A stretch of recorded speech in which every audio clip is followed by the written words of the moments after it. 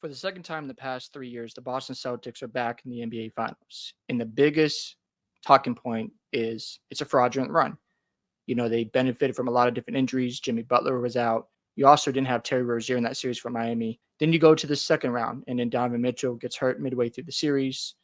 Jared Allen never made an appearance, and Cleveland have their injuries. And what happens in the Eastern Conference Finals?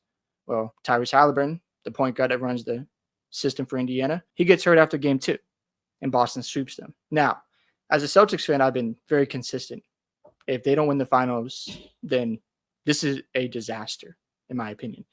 I'm not moved at all that they're in the NBA Finals because at the end of the day, if Jason Tatum is not better than the other superstar, which I assume is going to be the Dallas Mavericks, then they are fraudulent to me. I'm going to keep that same energy because they can win 73 games. They can have everything on rookie mode and win by an average of 20 or 30 points a game. But if you don't get the job done, none of this matters and you'll be laughed at even more. How should we view this run? Well, first off, was it easy? I would say yes. Now, two things can be true at the same time. You had an easy run. You took advantage of your opportunities. We can't say that other teams have never benefited from injuries. We go back to the 21 Bucks championship run. What happened in that series against Brooklyn? Harden had a hamstring injury. Kyrie got hurt in game 3. And the Bucks took advantage of that opportunity and went to the NBA Finals and won a championship. And they benefited from also Kawhi Leonard being hurt for the Clippers. You look at the totality of that season, you were looking at the Bucks going, okay, you could say it was fraudulent, but in my opinion, they still won the championship and the Suns were healthy. I'm not going to take that away from Milwaukee. Go back to the 2015 Warriors. What happened in their run? Mike Conley was hurt for the Grizzlies. Jrue Holiday was out as well. What happened with Houston? Patrick Beverley had injury issues. Dwight Howard wasn't fully healthy. You go to the NBA Finals, Kyrie gets hurt after game 1, and then Kevin Love was already out for the Cavs, and the Warriors won the championship. Go to 2019 where the Raptors won their championship. Kevin Durant gets hurt. He was out. He played game 5, but he was out with Achilles injury after, I think it was midway through the second quarter. Klay Thompson gets hurt in game 6, and the Raptors take advantage. So again, you do need luck when it comes to making the NBA championship and winning it all, so that does require some type of luck. Now, Boston has benefited from playing in an Eastern Conference where you could say it's weak. My rebuttal to that is tell your GMs to get better with bringing in more talent. It's really that simple. You don't like the fact that Boston has all this talent. Tell your favorite team to get the GM to sign better players. I don't get the whole like, oh, Boston has a super team when they haven't won anything yet. And on top of that, your GM's just got to pick up better players. It's not Boston's fault that they drafted Jason Tatum, that they drafted Jaylen Brown, and they became perennial all-star players. And people just hate on this. I'm like, well, they became better overall and have all these Eastern Conference runs and made the NBA Finals 2 years ago. They have success winning. I don't know what to tell you. Again, get your GM to make some good trades and get back and compete with them. I don't understand the whole back and forth there. The GM's just got to step up. As I think about it more, what if Luka Doncic had an easy playoff run? What if LeBron James had an easy playoff run? What would you say about SGA if he had this type of injury luck? What would you say if James Harden had this injury luck or Kawhi Leonard? I mean, I could go on and on. So you get what I'm saying. Would we have that same energy? I don't know. It's a very interesting question because it's not Boston's problem if there's injuries on the other side of the court.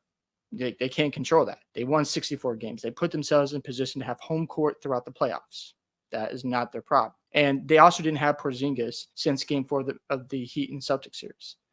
So when I look at it from that perspective, I'm thinking to myself, well, I'm wondering if people would still be complaining. I don't know. I hope so, because if you don't have that energy, then you're just hypocritical. Now, if your favorite team got to the finals, would you be unhappy with it? I mean, would you? I wouldn't be. Now, am I happy that Boston's back in the finals? Yes, but I expected this because they have all this talent. They should be in the NBA Finals. My biggest question is, how is Jason Tatum going to perform in the NBA Finals? He was horrible against the Warriors. Steph Curry was the best player in that series. If the Dallas Mavericks, who I expect to be in the finals, if Luka and Kyrie are better than Tatum and Brown, I don't think Brown is going to let Kyrie outperform him. But if Luka Doncic is head and shoulders, not just better than Tatum, but head and shoulders better than him in the finals, and they win that series, we got to look at Jason Tatum a little bit differently. It's a reality we might not want to face, but that could happen. Is this a Mickey Mouse run? Well, to an extent, I would say yes. However, at the same time, you can't control your opponents. You can't be like, oh, well, this injury happened. Well, that part of sports. I don't know what to tell you. If it took them like 7 games, then yeah, I'd be concerned. But they handled business. They beat Miami in 5 games. They blew them off the court. They handled Cleveland. When we look at Boston's clutch situations, the biggest question mark was, well, can they win in those moments? Well, in game 1, they won in overtime. Game 3, they were down 18. That was, in my opinion, a signature win because I was asking, okay, can they come back from a big deficit? They answered that question. Tatum had a big three-point shot. He also made that beautiful behind-the-back pass to Al Horford for that corner three. If Luka did the same thing, everybody would be going crazy, right? And then you look at, game 4. It was 102-98 Indiana. 3.5 minutes left. Joe Mazzulla calls a timeout. What happens? Indiana doesn't score for the rest of the game, and Boston wins by 3. So we can look at Boston and say, okay, maybe they have answered that clutch problem. I don't know. We're going to find out in the finals because the finals is what I'm waiting for. I've been waiting for this moment for Boston.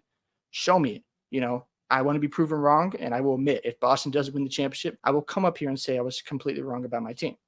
We'll have to wait and see. The last thing I want to talk about is the opponents that Boston have played because people have made an argument, well, if Boston was in the West, they wouldn't be as good. Do you know the record against Western Conference opponents was 23-7? So if they're winning 23 out of every 30 games, they're probably winning over 60 games again. So we can nitpick and say all this about them, but they're a great team. Now, if they win the NBA Finals, all this talk about, oh, they played in that easy schedule, they benefit from injuries, is just going to go away because they are champions. You can like it or not like it, but at the end of the day, if they hang banner 18, all the critics, you can keep crying, but you're going to look stupid. So Boston just has to finish the job at this point. If they lose, it's going to be embarrassing. And I'm telling you right now, if Tatum chokes again, I'm going to want him out of Boston.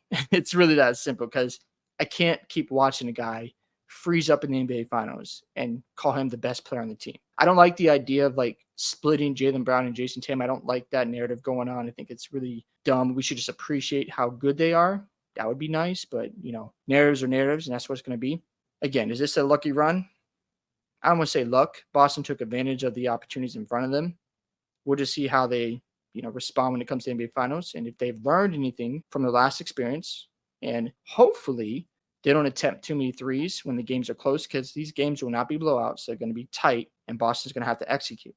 So I need to see them when they're going through a sequence where it's 2 or 3 minutes, they're just jacking threes. They need to make adjustments. If your three is not going down, get to the lane and draw a foul, get an easy mid-range shot. So hopefully they have learned and they'll apply that in the finals. Hope you guys enjoyed this video today. Do you think the Boston Celtics run was fraudulent? Also, don't forget to like and subscribe to the channel, and I'll see you in the next one.